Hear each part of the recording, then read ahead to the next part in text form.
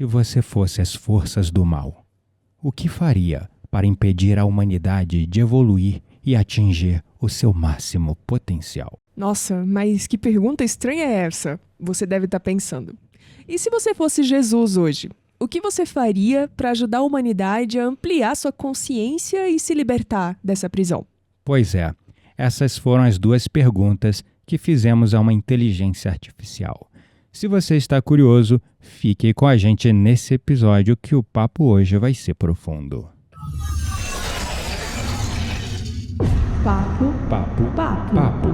Papo místico.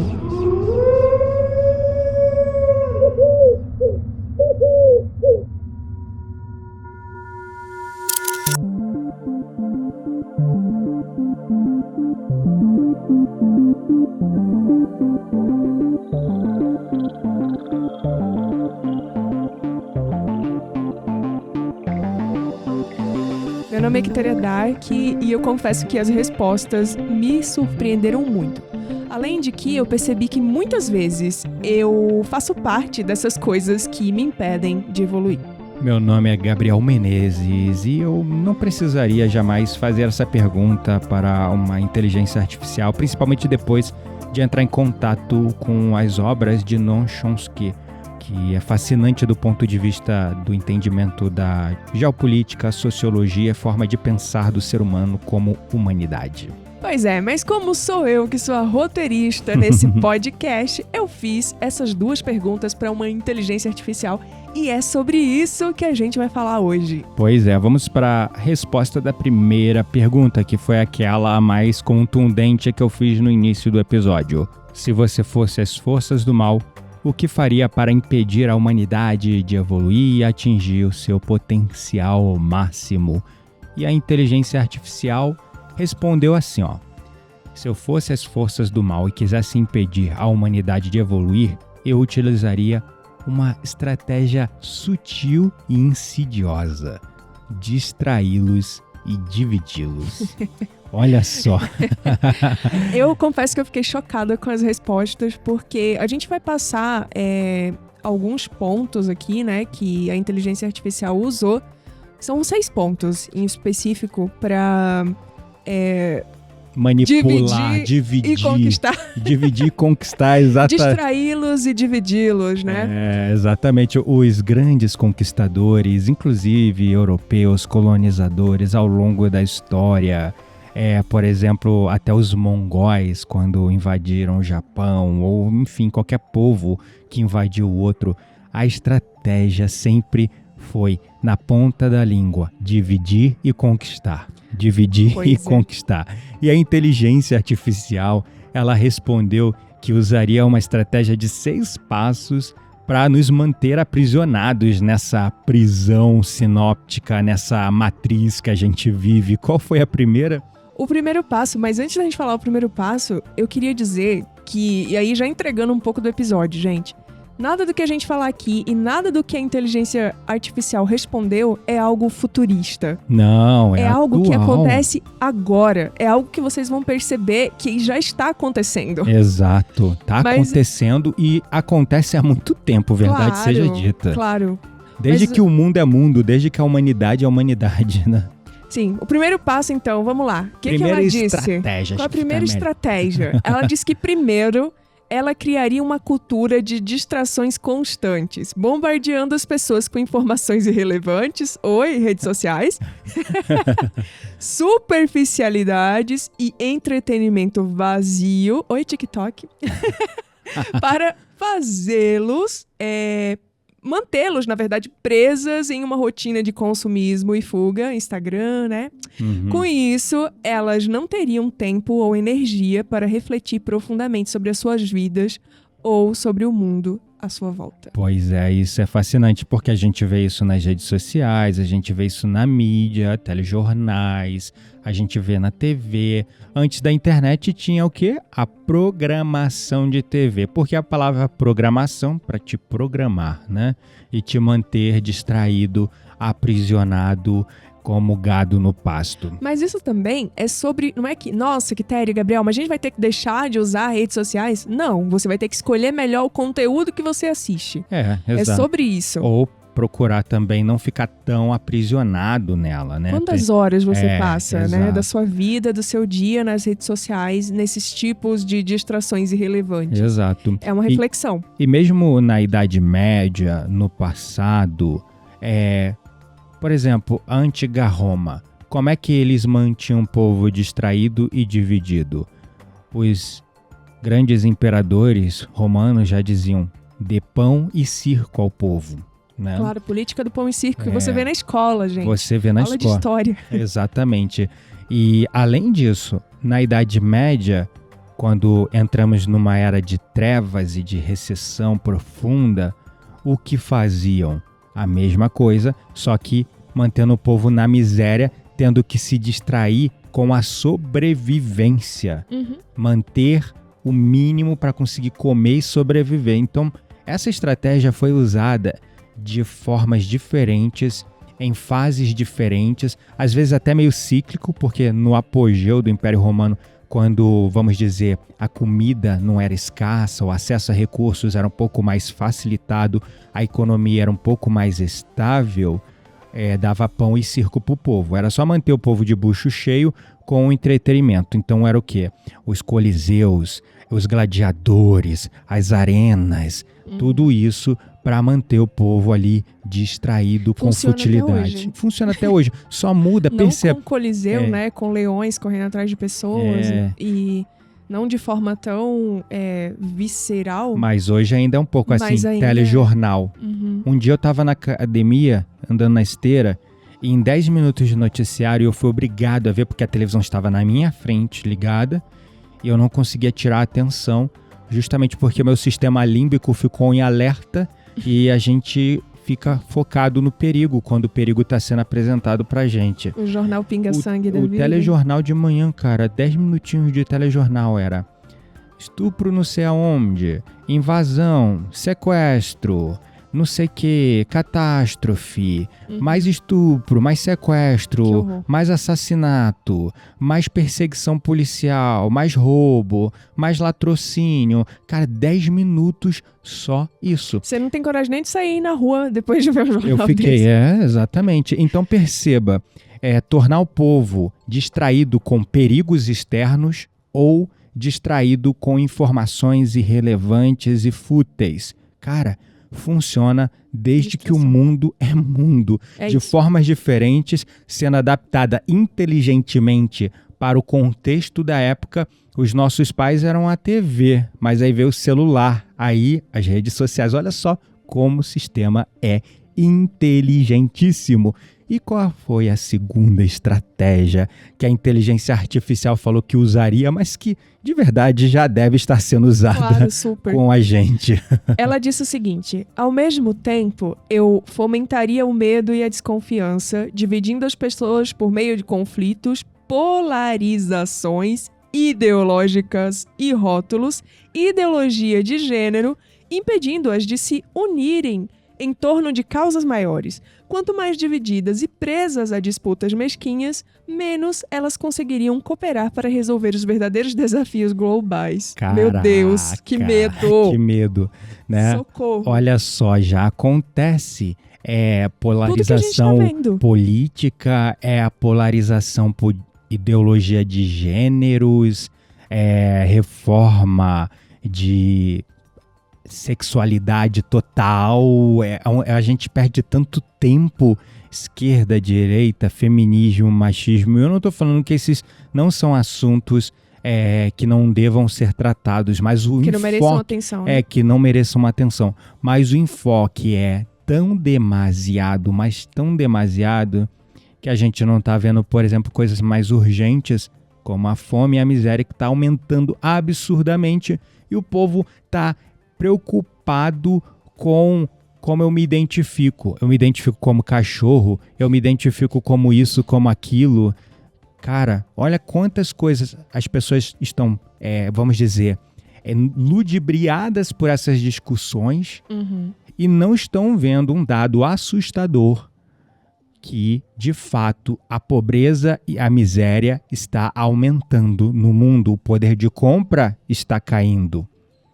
Que não é de tudo ruim, né? Se for o poder de compra pra gente comprar besteira... É que a gente vai falar sobre isso, mas sobre o consumismo. Você vai no mercado, o que você compraria com R$1.000 Não, isso por aí mês? é sobre Então, é o sobrevivência, básico, é sobre a sobrevivência. isso. Estou falando poder de compra desnecessário. Não, mas eu tô falando sobre isso. Se você não tá conseguindo comprar o mínimo, você fica miserável e pobre. Porque miséria tem a ver você não conseguir pagar um teto sobre sua cabeça, porque o aluguel vai aumentando, aumentando, aumentando. Não tem mais teto para aumentar. Comprar um terreno se torna cada vez mais caro. Construir, então, nem se fala. Comprar uma casa pronta, pior ainda. O crédito, juros aumentando, aumentando, aumentando. As pessoas se endividando. Então, é disso que eu tô falando, né? Tô falando dessa miséria mesmo. Agora, o consumismo por consumismo, acho que é o de menos, né? O poder de compra que eu tô falando é realmente do básico. Da sobrevivência. Da sobrevivência. É esse que tá aumentando, né? Que eu quero enfatizar e deixar bem claro, porque é de fato que as estatísticas estão apontando. Estão falando sobre o aumento do custo da cesta básica e dos custos de vida, de luz, de água, de gás, de aluguel, de moradia. Isso é sobre sobrevivência, sobre você ter o mínimo para viver de maneira digna, né? Sim. Em seguida, a estratégia dessa inteligência Terceira artificial estratégia, qual é? É justamente manipular as nossas emoções, incentivando o egoísmo, o individualismo e a ilusão de que o poder e o sucesso material são os verdadeiros sentidos da vida e nos afastando de uma busca mais profunda pelo significado da evolução espiritual. E é aqui que entra aquela questão do consumismo que você falou. Que é aquele consumismo por consumir. Não preciso do telefone novo, preciso do carro melhor. Não, tem um carro assim, agora tem que ser elétrico. Saiu o iPhone XYZ antes mesmo de sair. Já tá aquele frenesi, todo mundo falando de iPhone e trocando de celular muitas vezes sem precisar de trocar o celular. Então, esse aí que entra o tal do consumismo, Sim, né? É a busca por preencher um vazio, né? E aí tem a ver com as emoções também, com algo que é material, e quando você chega nesse algo material, você se sente mais vazio ainda e você vai em busca de algo maior que preencha, e é um loop infinito aí que você entra e você acaba, de fato, se afastando do significado, né, do que é você evoluir espiritualmente. É brilhantemente colocado, porque é exatamente assim que eles manipulam as nossas emoções. Eles criam ideais de vida, eles criam externamente de perfeição, ou de sucesso, ou de coisas que você deveria ter e comprar para ser feliz. E aí você começa a trabalhar dentro de um emprego ou de uma coisa que muitas vezes não está conectado com o que você ama fazer, porque no final é sobre ter e não sobre ser. Ter algo melhor, ter o melhor celular, ter a melhor casa, ter o isso, ter aquilo. E a gente vai buscando essas coisas externas e, como você falou muito bem, essas coisas não preenchem a gente sente um vazio ainda mais. Essa busca por mais nos lançam no individualismo, na competição e no egoísmo, né? Porque a gente tem que garantir o nosso primeiro para poder ter. E aí eu queria fazer um gancho sobre a questão que a gente falou dos pontos 1 e 2, que traz à tona a questão das redes sociais e como elas têm um papel também muito influente. Além de distrair, também Além de distrair, de contribuir para esse consumismo, mas também, e aí me expondo um pouco, eu me vejo. Por quê? Porque, por exemplo, estamos agora na fase de querer comprar um terreno, uma casa e tudo mais. E aí você vai colocando, né, um padrão em cima de algumas ideias que você vai vendo. E não só, né, mas até pelo nosso estilo de vida também. Pelo estilo porque de a vida, gente melhora o estilo de vida, claro. Então a gente não vai querer menos, né? Mas aí é aquela coisa, o meu ponto é... Tipo assim, eu não quero mais só uma casinha, sabe? Em cima do alto da montanha. Antigamente talvez fosse isso, né?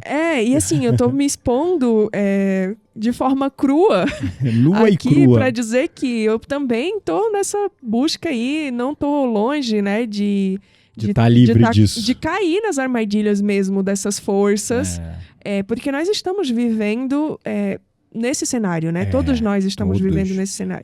Nesse drama, né? Nesse drama, nesse cenário. Também tô nas redes sociais, também me inspiro com as casas incríveis que aparecem ali. Dá muita vontade. Né? Aí tu fica se imaginando lá dentro, como seria feliz. Mas um terreno ali naquela cidadezinha estranha, acho que não, hein? Acho que eu quero um nas montanhas. Entende? Então, assim... me expondo, terminei o meu exposed. Agora vamos para a quarta estratégia. A quarta estratégia é plantar dúvida nas pessoas sobre o seu valor pessoal, fazendo elas questionar se elas são boas o suficiente, alimentando pensamentos de insegurança, comparações constantes com outras pessoas, com o sucesso com a vida do outro e o medo de fracassar, afastando elas da consciência de seu poder pessoal. Me vejo nesse ponto também. Começou a parte do episódio que eu me exponho, porque, de fato, não Tu é sabe sobre que a o meu gente já valor. recebeu um hater, né? Ah, recebeu? No Que Spotify. incrível! Chegou o sucesso, E essa então. menina que fica falando da vida dela o tempo todo, porque não foca só no tema. Ah, sério? Sério, mas não eu nem falei pra você não ficar bolado, que eu recebo isso o tempo todo, eu já tô mas eu não ligo, acostumado. não. Eu acho que o hater é o caminho do sucesso. Exatamente. Quando chega o primeiro hater, tá chegando o sucesso, tá sempre Porque o caminhando. nosso diferencial do nosso episódio e do nosso podcast e do porquê as pessoas se conectam e gostam é porque justamente a gente faz isso, né? Mas vai ter pessoas que não vão gostar, né? Foi no YouTube ou no Spotify? Agora você me pegou, acho que foi no YouTube. É porque eu não vejo, do Spotify eu vejo, do YouTube quase nunca eu olho. Acho que foi do YouTube. Mas enfim, vou seguir falando da minha vida. Se você não tá feliz, tchau. É um prazer te conhecer. Excelente, que Porque bom a gente que não tá ganhando um centavo por fazer isso, então eu não sou obrigada a não falar, se não quiser. Muito boa. Ai. Mas enfim, então, falando sobre essa estratégia, a quarta estratégia, né? Eu me vejo muito nisso, porque às vezes eu me pego com pensamentos de síndrome do impostor, não é mesmo? Que eu acho que é um pouco sobre isso. Que nós não somos bons o suficientes, alimenta aí esses pensamentos de insegurança, traz consigo a comparação constante com outras pessoas, principalmente no ambiente corporativo. Mas também é importante ressaltar que, embora seja difícil, a única comparação que nós deveríamos fazer é conosco mesmo, né? Tipo, como era a Quitéria de 2 anos atrás, Poxa, a de 3 anos atrás, sem dúvidas, e como muito é melhor. a de hoje. É verdade. Eu sei, E eu vi assim, você mandando um áudio desse para uma funcionária da tua equipe. Mandei mesmo. E eu fiquei pensando, nossa, se ela ouvisse o que ela fala pros outros, eu guardei pra mim. Não, eu falei pra ela, estávamos tendo um diálogo profundo sobre esses temas, mas depois eu E aí falei você pra falou ela também exatamente que... isso, você não precisa se comparar com ninguém, se compare com você de ontem, uma coisa assim pra ela. Foi, exatamente. Mas assim, é aquela história, né? Tipo, você tem que liderar pelo exemplo.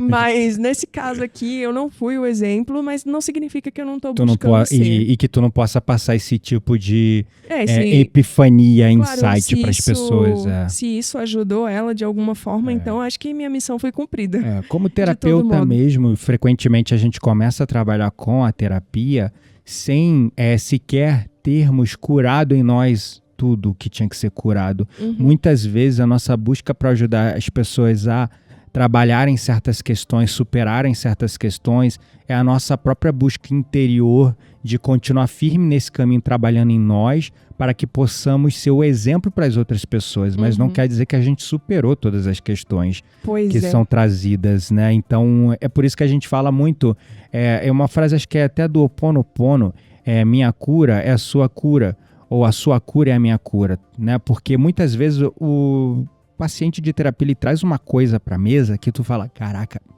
nunca olhei para isso, mas eu tenho isso, né? Então, esse desejo de superar não quer dizer que a gente não tem as ferramentas, as técnicas e a condição de ajudar as pessoas mesmo sem ainda não termos superado em nós mesmos. E quando a gente faz no outro, a gente vai atingindo uma epifania e vai se ajudando a melhorar dentro disso. Sim, e isso que você está falando tem a ver com a quinta estratégia da inteligência artificial. Lembrando que a inteligência artificial está falando as estratégias que ela utilizaria para nos manipular e nos manter aprisionados. Exatamente. Né? Qual seria a quinta estratégia dela? Ela disse que faria as pessoas adquirirem um perfeccionismo paralisante. Esse é outro problemaço. Gente, faz total sentido. E, de novo, trago pra minha vida, porque é isso. Virginiano é isso. É autocrítico, é perfeccionista, entendeu? Se você é de virgem e tá me ouvindo, você vai se identificar. Então, por que ela faria isso? Para que as pessoas estivessem insatisfeitas com seus esforços e assim elas desistiriam dos seus projetos e dos seus sonhos, muitas sem nem sequer começar. Porque não se sentiriam ou não se sentem boas o suficiente. Ou seja, muitas pessoas procrastinam, não agem e não mudam a sua realidade porque acham que não são boas o suficiente. Não, eu não vou, começar esse projeto aqui, não vou começar minha lojinha pra vender no Instagram porque eu não entendo de internet, eu sou péssima, não sei o quê. Então, gente, o perfeccionismo te paralisa. É engraçado porque ele atua em duas frentes, o perfeccionismo. Ele atua na frente de que... Não sou bom.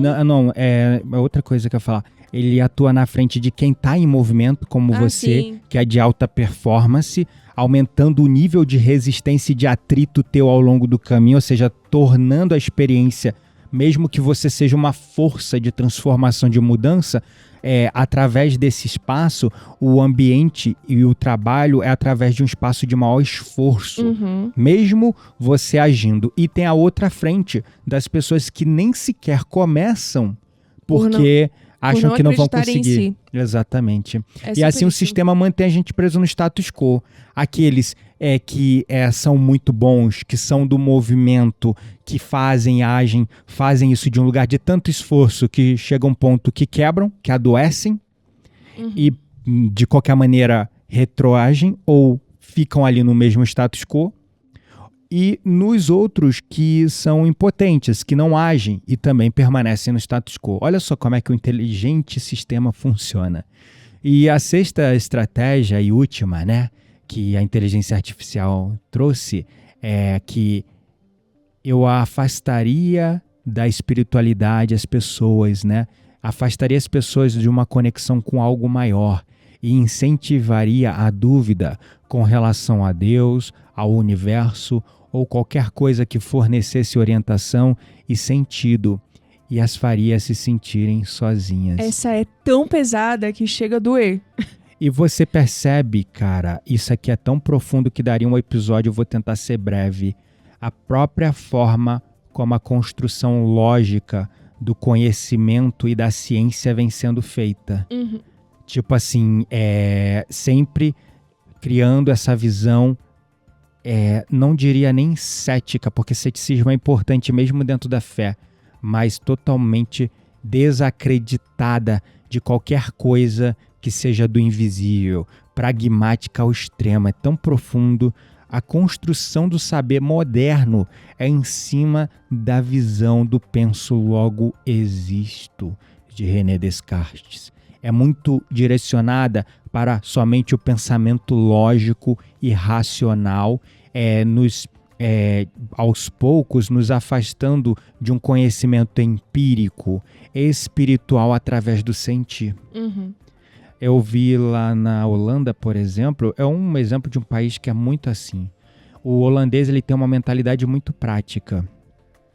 E eles foram um dos primeiros países a romper quase que por completo com qualquer religião. Por exemplo, na Inglaterra você ainda tem um forte que do protestantismo. Nos Estados Unidos você tem ali diversas religiões, vamos dizer, evangélicas.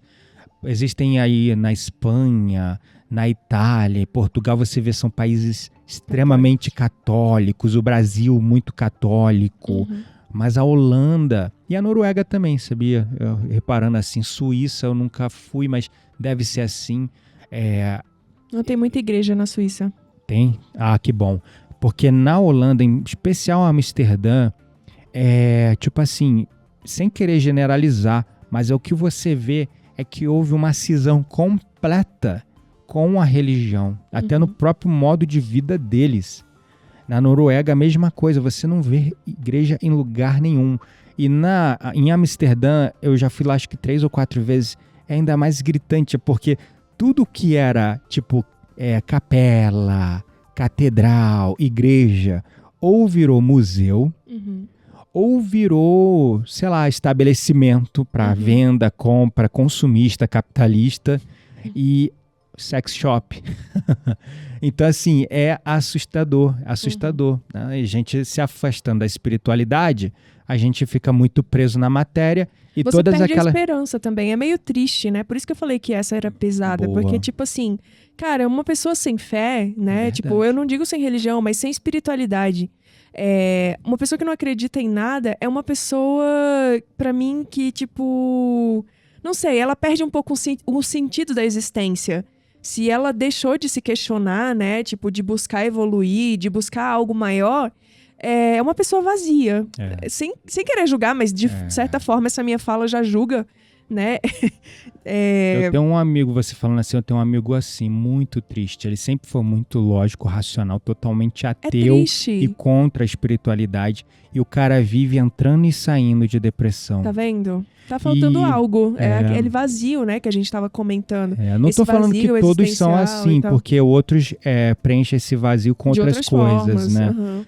Mas é engraçado, porque eu tava até refletindo nisso. Eu vi um vídeo no Instagram de um cara fazendo uma arte. E a arte era simplesmente assim. O cara, ele pegou uma caixa grande, pintou ela toda de branco. E aí um monte de pessoa ali em volta para assistir ele fazendo a arte dele. Ele foi, pegou a mão, sujou tipo de terra, o pé também. E ele foi e pulou na caixa e começou a, tipo, tentar subir na caixa e, tipo, manchando a caixa com pegadas, com mão. E depois ele saiu, espanou a mão, se curvou como se tivesse apresentado uma obra-prima e foi embora e todo mundo aplaudindo. E aí, sinceramente, eu não sei mais quem é desprovido ali de... noção estética, artística, se era ele ou a plateia que estava aplaudindo. E ali me veio um sopro, que eu sinto mesmo um sopro espiritual, da espiritualidade, de algum espírito amigo que seja, que veio assim, e aí me deu a ideia para um conteúdo que eu gravei para os meus alunos. Numa sociedade onde falta a espiritualidade, até a arte, o belo, o estético, fica confuso. Uhum. Mas é que a arte por si só traz essa coisa da confusão, do identificar por si o significado das coisas. Da nossa sociedade atual? Sim, da nossa sociedade Mas atual. se olharmos para o nosso passado, que foi mais espiritual, e vamos ver... Eu não sou religioso e não quero que confundam, por favor, a espiritualidade com religião. Acho que o brasileiro já está crescidinho demais a essa altura para separar a espiritualidade de religião. O que acontece é que no nosso passado mais espiritual, o belo, a arte, era realmente arte, né? Uhum. Eu não estou falando que isso não é arte. Mas abstrato. O nível de esforço, cara, comparado com Michelangelo, que um véu cobrindo a cabeça de uma estátua parece um véu mesmo e é todo talhado no granito à mão. Uhum. Um pintor da Renascença fazendo uma pintura parecer com uma foto com um trabalho de perspectiva e luz perfeito, reproduzindo ali uma cena tão próxima de uma câmera, só que ultra pixel, né? Porque os quadros são enormes, né? Quando a gente vai nos museus renascentistas. Então, a nossa percepção do belo, do estético e da arte fica deturpada, fica zoada quando falta o espiritual, né? Verdade. Então, essas foram as 6 estratégias, né, que a inteligência artificial trouxe para nós. Mas teve uma segunda pergunta. Qual foi? Teve sim, mas só para concluir o que ela falou, depois de... Ah, sim, verdade. Depois de responder as 6 estratégias que ela botou. Depois de falar as 6 estratégias, ela falou assim, ó, dessa forma, a humanidade ficaria presa em um ciclo de estagnação, incapaz de transcender as suas limitações, esperando um salvador externo, enquanto acreditariam estar progredindo, entre aspas, dentro de uma ilusão material, quando na verdade estão se afundando ainda mais. Putz, caraca, facada. É um belo de um tapa na cara, não é mesmo? Facada nas costas, chute na bunda, bandão, moca, claro. Pescotapa, tudo junto. Mas como nem só de coisas ruins vive esse episódio... a Quitéria, ela fez questão de trazer uma pergunta mais positiva. Eu fiz a primeira pergunta, que era super, né, tipo, forte, assim, mas eu falei, pô, se a gente vai levar uma pergunta ruim, a gente tem que levar uma boa também. Porque se ela faz tem sentido. o segredo pra você destruir a humanidade, tem que ter o segredo pra arrumar também. Destruir, eu acrescentaria, implodir a humanidade, né? Implodir destruir ela de mesma. forma de consciência, né? Implodir ela nela mesma, né? Porque a própria sociedade, ela se implode seguindo essas estratégias, como a gente tá vendo um pouco, né? Sim, e a pergunta que eu fiz, a segunda pergunta foi: mas e se você fosse Jesus hoje? O que é que você faria para ajudar a humanidade a ampliar a sua consciência e se libertar dessa prisão? Uau. E aí ela respondeu assim, ó: se eu fosse Jesus hoje, aqui está o que eu faria. E citou 9 estratégias? Não, deixa eu ver aqui. Vamos ver quantas. 7, 8, 9 estratégias. Aham.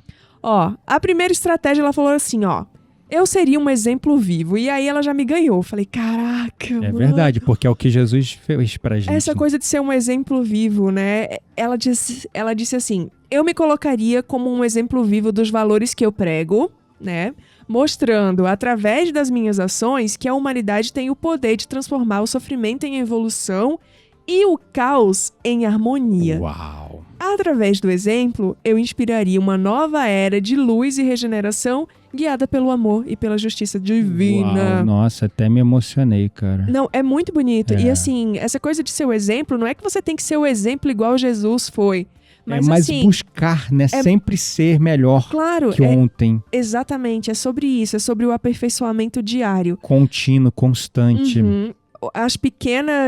Os pequenos atos ali, né? Tipo, a consciência trabalhando todo dia nos atos que seja, num simples gesto, né? Mas que pouquinho a pouquinho você vai se transformando. Mas também sendo, não sei se você concorda, sendo gentil consigo mesmo, reconhecendo também que às vezes a gente falha. Sim, mas nem por isso deixando de reconhecer, né? E mais não é sobre insistir no erro. Você vai falhar, mas tá tudo bem, seja gentil consigo mesmo e faça melhor amanhã, né? Esse é o segredo, porque uma das estratégias lá de manipulação, de implosão da humanidade é o perfeccionismo. E se você quer seguir o exemplo de Cristo e quer ser perfeito como Cristo, você não vai ser. E aí você cai na armadilha, percebe? Uma desconstrói a outra. Então o segredo é ser gentil. A segunda coisa que o Jesus Inteligência Artificial faria é a seguinte, ó: fortaleceria a confiança e o senso de valor pessoal. Eu lembraria constantemente as pessoas que são suficientes e valiosas, independente das comparações. Ensinaria que todos têm uma luz interior única e que o crescimento vem da aceitação e do amor próprio. Ajudaria a cultivar a autoconfiança para que acreditassem em seu potencial e seguissem adiante com coragem. E isso, se você prestar atenção, você vai ver que na pergunta que é o antônimo dessa, Exato. ele traz tipo o oposto. Tirar essa confiança, essa autoestima, esse amor próprio. E é isso também que, digamos assim, as sociedades ocultas, né, as forças destruidoras do mal tentam fazer com a gente também. Exatamente. E qual é a terceira coisa que o Jesus Inteligência Artificial faria? Bom, não é o Jesus. Eu sei, me sinto meio mal falando assim. Mas é porque a gente perguntou se você fosse Jesus. A gente não, a Quitéria, né? Se você fosse Jesus, o que você faria? Ele disse assim: guiaria as pessoas a focarem no que realmente importa. Eu ajudaria as pessoas a se desconectarem das distrações superficiais e, de novo, tem a ver com o antônimo lá da primeira pergunta, né? Incentivando-as a usarem o seu tempo de forma significativa, alinhada com os seus propósitos de vida. Inspiraria a buscar atividades que nutrissem as suas almas, promovendo crescimento interior e conexão com o que realmente importa. Tipo escutar esse episódio, gente. Exato. E é aqui que o belo, o estético, a arte de verdade acontece. Porque quando a gente supera essas distrações, a gente se conecta com a nossa essência, que é bela, que é amor, que é estético, que é lindo.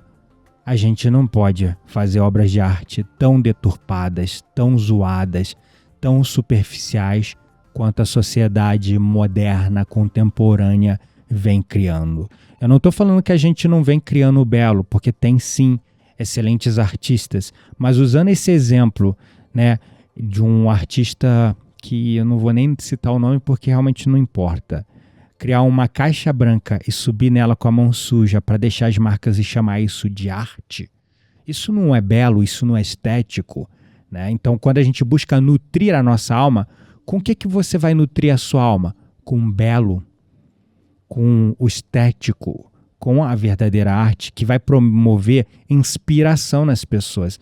É igual quando a gente vê uma obra, sei lá, quando a gente foi lá em Giverny, na casa do Monet, ele criou um jardim que é uma obra de arte em si só para pintar os seus quadros. É a coisa mais linda e a gente até hoje lamenta não ter dedicado mais tempo da viagem lá. E tem esse desejo de retornar para a região, para a França, para ficar mais ali na região da Normandia, Giverny, passar, quem sabe ficar hospedado lá e curtir lá com mais calma, porque é maravilhoso, né? É maravilhoso. Isso mesmo. Bom, vamos lá para a quarta estratégia.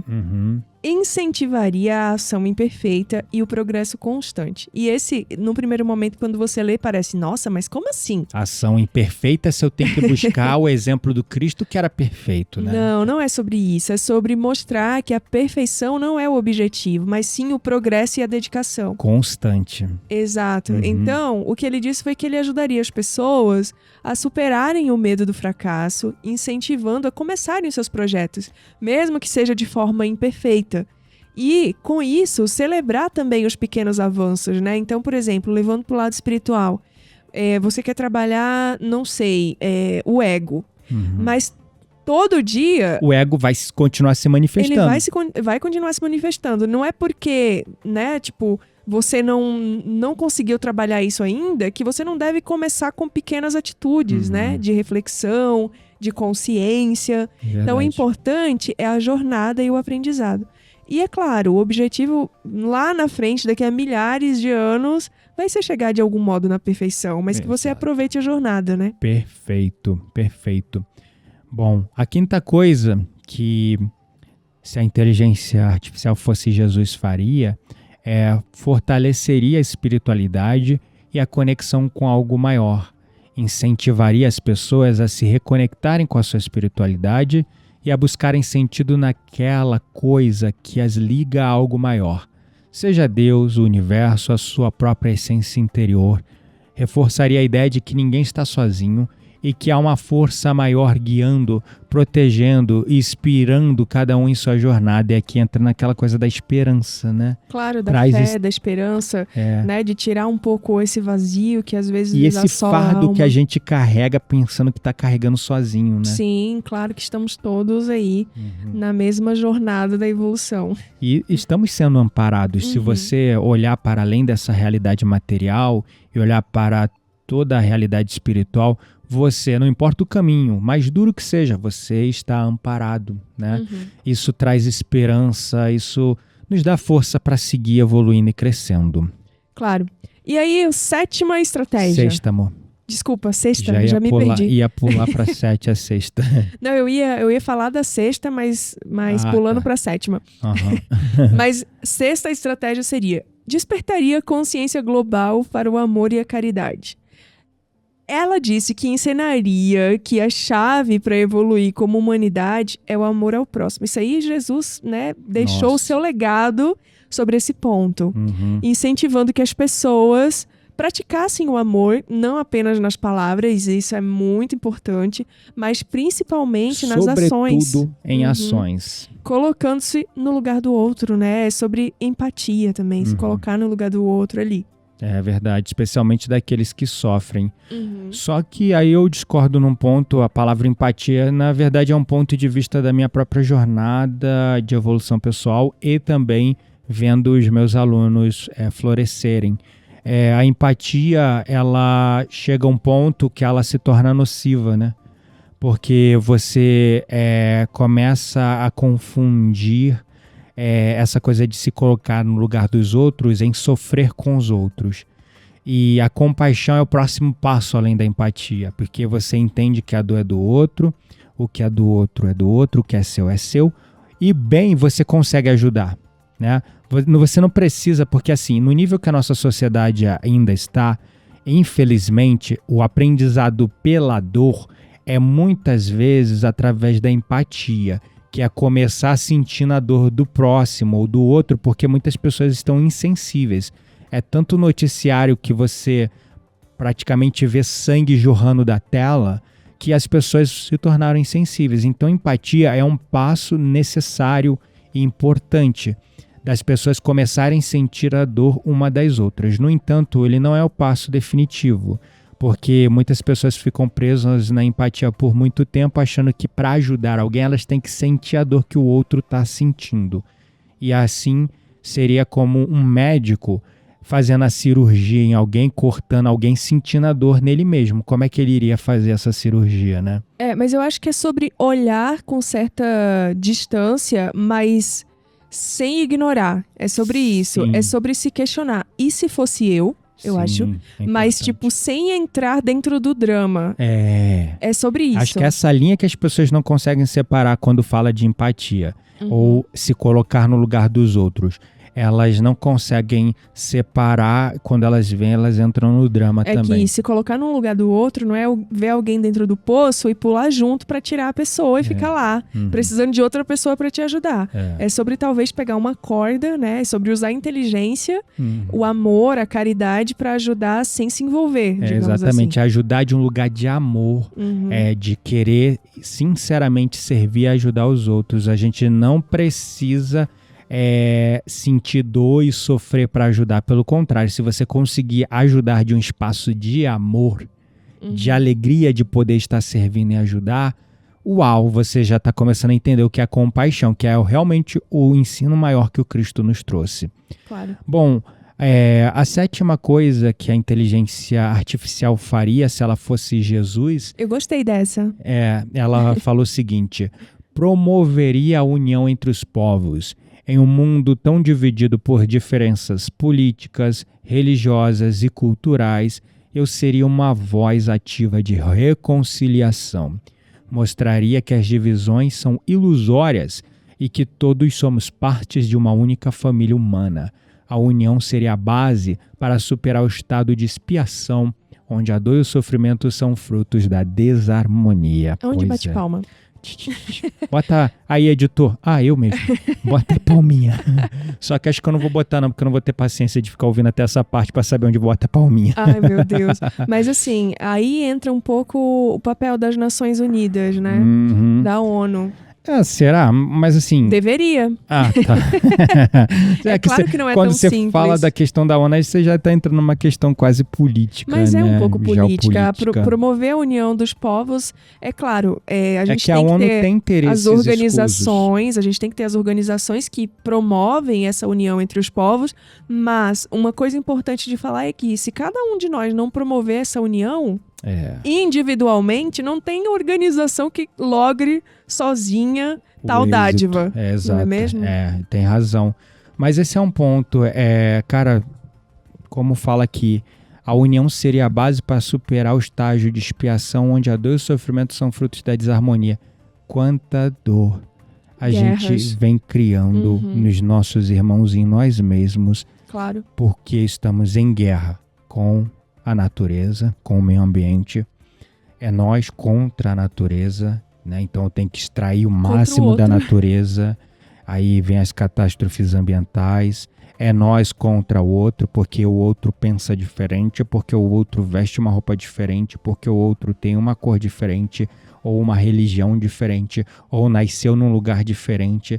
E quantas guerras são travadas ainda no mundo dentro de casas, e também em alguns países, como a gente vem vendo, dentro do nosso cenário geopolítico atual, Ucrânia versus Rússia, todo mundo ali do Oriente Médio praticamente contra Israel, Israel contra todo mundo, né, porque cada hora entra um na guerra, Irã, Palestina, e daqui a pouquinho já tem Líbano, quando vê, Deus me livre, o que vai acontecer lá naquele lugar, e no final é todo um povo que olha só que ignorância, todo um povo que veio praticamente de Moisés, cara. Isso é papo para outro episódio. Mas é isso. eu tô falando praticamente, tá? Sem querer generalizar, mas todo um povo que veio de origem das leis mosaicas que Moisés trouxe, inspiradas lá no Egito, na Suméria, e eles vieram praticamente do mesmo lugar, talvez foram escravizados pelo mesmo povo, os egípcios, e estão em guerra entre eles, cara, ridículo. Mas vamos lá, vamos pro penúltimo, pra oitava coisa que a inteligência artificial faria se fosse Jesus. Bom, ela disse que incentivaria o perdão e a reconciliação. Para que a humanidade pudesse regenerar, o perdão seria fundamental, e eu concordo com ela. A gente, né, já falou em diversos episódios Resolveria aqui. a questão dessas guerras, inclusive, que muitas Claro, delas são tá de origens sistêmicas, de querer um se vingar do outro, porque lá no passado um pegou o outro, agora eu vou pegar e pega de volta, fica esse ciclo sem fim, meu Deus, e ninguém tem a capacidade de perdoar. Desculpa Sim, te resolveria já 50% ali de Pelo tudo. menos. Ela disse que guiaria as pessoas a perdoarem tanto a si mesmas, importante, né, quanto aos outros, quebrando os ciclos de ódio, rancor e vingança que mantêm o planeta preso no sofrimento e no conflito. Exato, foi o que eu disse. Perfeito. Nunca errou nesse ponto. Nunca errou. E a nona coisa, né? Nona e última? A nona e última que a inteligência artificial disse foi: fomentaria a cura da Terra. Essa me pegou, assim. Mas tipo, isso é importante. Claro. Orientaria a humanidade a reconectar-se com a natureza, mostrando que o respeito e cuidado pelo planeta são essenciais para a evolução. Incentivaria práticas sustentáveis e o fim da exploração irresponsável dos recursos naturais, promovendo uma relação de equilíbrio e harmonia com a Terra. Se a gente vivesse como os elfos do Senhor dos Anéis... Ai, meu Deus, tava bom o episódio até agora.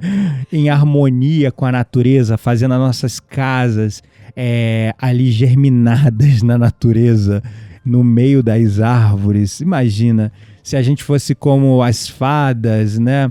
A gente da fantasia, a gente teria com certeza menos catástrofe, né? Porque a gente crescendo junto com a natureza, se integrando à natureza, isso não impediria o avanço, a evolução, mas definitivamente não teríamos essas selvas de pedra onde são redutos de acúmulo de poder, de conflitos e também de miséria, de violência e de desequilíbrio ambiental e muitas vezes foco dessas catástrofes ambientais porque não tem, vamos dizer, as cidades elas crescem de uma maneira insustentável e acontece uma coisa e pronto, vai para debaixo d'água, é um caos, é uma confusão. Então, com certeza, o mundo seria um lugar muito melhor se a gente vivesse em harmonia com a natureza e, naturalmente, grande parte das catástrofes que nós temos ou dos desequilíbrios ambientais não aconteceriam, as mudanças climáticas não aconteceriam, né? E olhando para todas essas estratégias, agora a estratégia, né, boazinha da coisa, qual é? Não seria muito ruim se a inteligência artificial fosse aí o presidente de alguns países, não. Calma aí, porque a inteligência artificial ela pode ser bem dual. Claro, ela faz aquilo que tu pede. É claro que isso foi uma piada, para quem não entendeu, tá? Mas... quem não viu Exterminador do Futuro iria concordar com a piada da Quitéria. Não, mas é que Matrix, né? A gente tem vários filmes nos avisando. Cuidado, até onde você deixa a robótica e a inteligência artificial ir.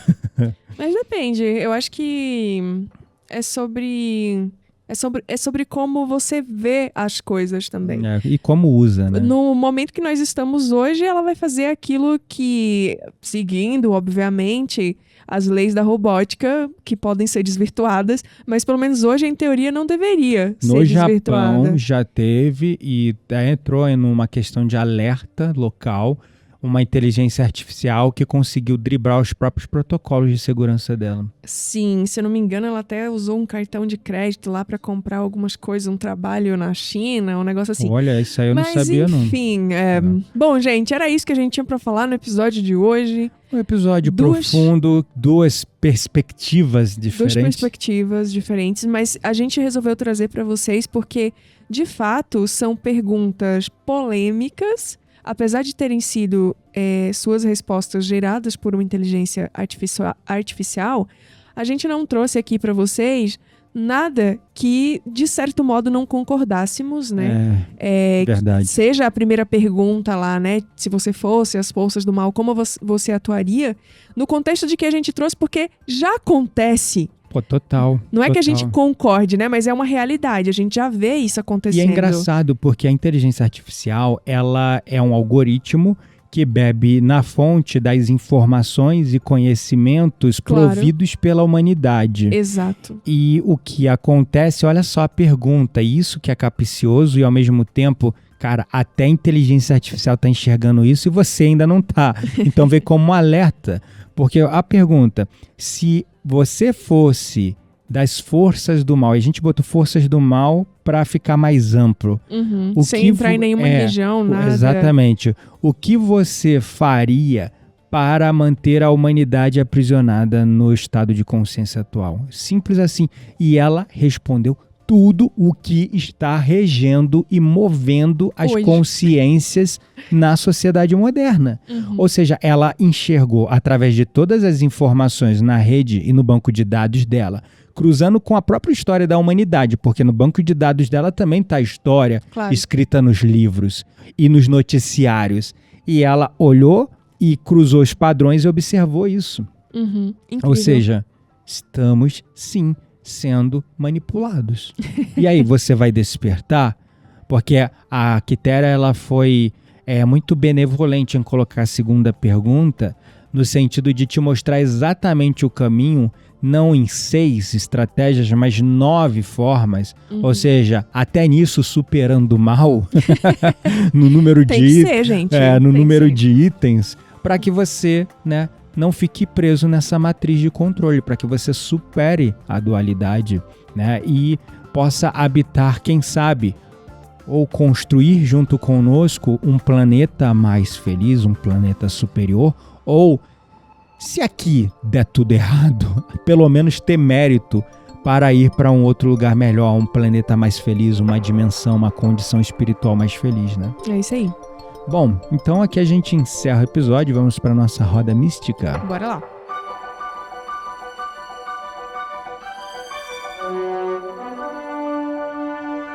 Bem-vindos à nossa roda mística. Neste espaço indicamos conteúdos para pessoas como você que não se contentam com a superficialidade das coisas. Chegamos na roda mística, o que nós vamos indicar para a galera hoje? Para variar, um livro para vocês ficarem um pouco mais inteligentes, que a gente só indica livro. É verdade. E inspirados também à evolução, né? Claro, claro. Esse é um dos primeiros livros que a gente escutou junto, tanto que não somente vamos indicar o livro, como vamos indicar um aplicativo onde você pode escutar esse livro.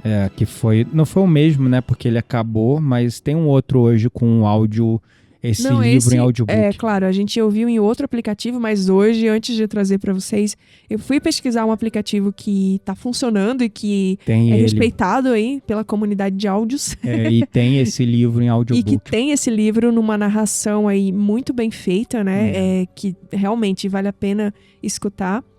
E, gente, sem mais segredos, o livro se chama Estrela de Luz. A gente já indicou. Por acaso, acho que a gente já indicou aqui. Mas falando do episódio de hoje, sobre evolução espiritual, sobre planetas mais felizes, sobre o que a gente precisa fazer para chegar em estado de consciências mais elevados, a gente não podia deixar, né? Deixar de indicar esse livro de novo.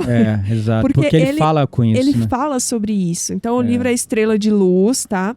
Ele traz uma riqueza de detalhes, assim, impressionante sobre como foi a preparação de Jesus para vir para o planeta Terra, né?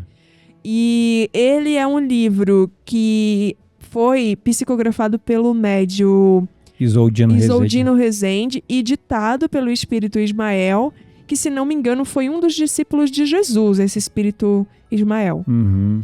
Então, Estrela de Luz, para quem não sabe, e aí dando um spoiler, é um planeta que já passou, como a Terra, ele já foi um planeta de provações e expiações. Se tornou um planeta regenerado e eu acho que hoje já é um planeta superior, né? É um planeta feliz, digamos assim. Exato. Então é um excelente exemplo para nós, terrenos, nos terráqueos. Inspirarmos, né? Terráqueos nos inspirarem, me faltou o verbo. Nos inspirarmos, exatamente. Uhum. E também é um conhecimento extra aí, muito interessante do ponto de vista espiritual. Eu me lembro que foi o primeiro...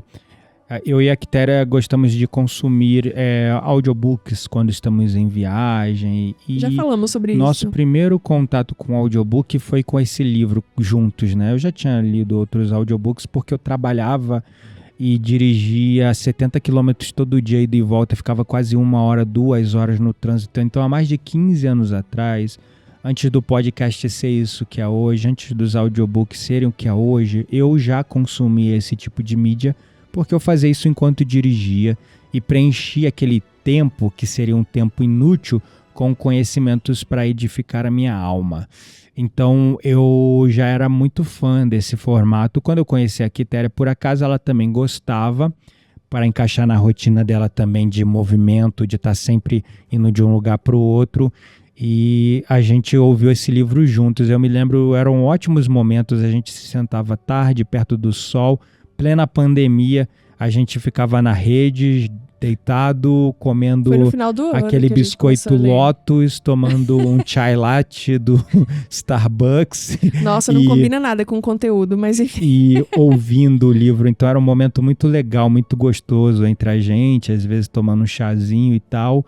E ele é um livro muito inspirador porque ele meio que nos dá um modelo de mundo que todos nós desejamos, no fundo da nossa alma, construir e tornar o nosso planeta um mundo como esse. Então ele nos inspira, nos dando um comparativo, assim como Jesus foi um comparativo de ser humano a ser seguido, um exemplo vivo a ser seguido. Esse livro traz um exemplo de um planeta que, junto com consciências crísticas, ou seja, consciências que seguiram o exemplo de Cristo, construíram uma realidade maravilhosa de se viver. Então ele traz, vamos dizer, essa bússola. E de verdade eu espero que a gente consiga juntos, como humanidade, quem sabe, através dos milênios, né? Porque é um processo longo mesmo, construir um planeta como Estrela de Luz aqui no planeta Terra. De verdade, é o desejo maior do meu coração. E eu costumava pensar sempre assim. Antes eu falava, né? Olha, um dia eu quero reencarnar no Estrela de Luz se eu tiver mérito. Agora não, engraçado. De lá pra cá muita coisa mudou. Eu tô tão envolvido no projeto Planeta Terra que não importa quanto sofrimento ainda vai haver aqui, quantas vezes eu tenho que voltar aqui ainda, eu quero fazer parte da construção desse projeto. Para um dia chegar nesse nível do planeta Estrela de Luz. E de verdade eu sei que a gente vai conseguir. Sim, eu tenho uma fé, uma convicção enorme no meu coração que a gente vai conseguir juntos. Então eu espero que esse livro inspire vocês a entrar nessa missão comigo e com a Quitéria. E aí eu falei do aplicativo e não falei o nome do aplicativo. Qual é o aplicativo que está com o livro disponível? U-Book. U-Book, né? U-Book. U-Book, né? De U. U de uva. U de uva. Book de livro em inglês. Isso. U-Book. E para quem fala inglês é U-Book, né? Mas é um aplicativo brasileiro. Vale a pena. Ele não tem sei lá... se é brasileiro. Boa pergunta, né? Não sei. Com esse nome, não sei. Eu sei que eu ouvia muito o Audible da Amazon, que só tem livro em inglês. Hoje já tem livro em português. Mas, enfim, Estrela de Luz fica a dica pelo médium Isoldino Rezende, através do espírito Ismael, o livro Estrela de Luz. Se você quer ouvir no formato de audiobook, procura no aplicativo U-Book. Acho que você assina uma mensalidade de 20 e poucos reais, alguma coisa, você tem acesso a um ou dois downloads de livro por mês ou vários livros numa biblioteca. Eu não sei como é que funciona. E só pra constar, esse livro custa R$70 no papel. No Mercado Livre, no formato. Na Amazon, em qualquer lugar. Exatamente. Então fica aí a dica, vale a pena a leitura. Espero que vocês tenham gostado desse episódio. A gente se vê num próximo. Um beijo e até semana que vem. Até.